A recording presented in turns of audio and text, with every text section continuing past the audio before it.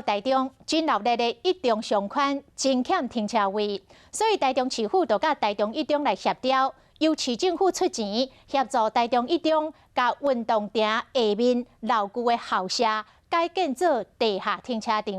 学校是同意，但是学生、老师甲家长总反对。一来是惊工程的噪音会影响到学生上课；二来，这个停车场起好了后，游客随随便便就会当出入校园，恐惊有安全的问题。人可可一中上宽是台中上出名的观光景点之一，不过呢停车位无够，产生真侪交通问题，一直困扰着游客。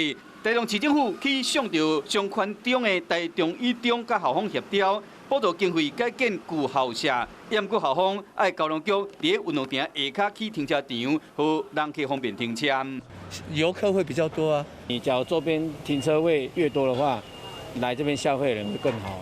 会使解决停车问题，游客就会变多，游客一日多，生意就好。附近做生意的当然欢喜，不过消息一直传到学校，学生、家长、老师拢反对。比较多人反弹吧，比较危险了。对学生是不是？对学生、女老师了还是怎么样？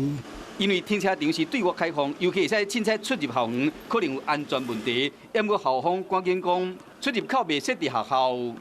开放一般民众，他只能从外围的出入口进出，他是没有办法进到校园里面来的。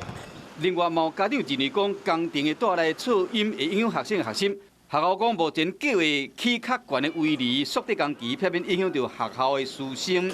不过因为反对的声音真济，即马这个计划暂时按下，交通局讲会甲学校详细讨论，可能会利用寒暑假的时间来施工，避开学生上课的时间。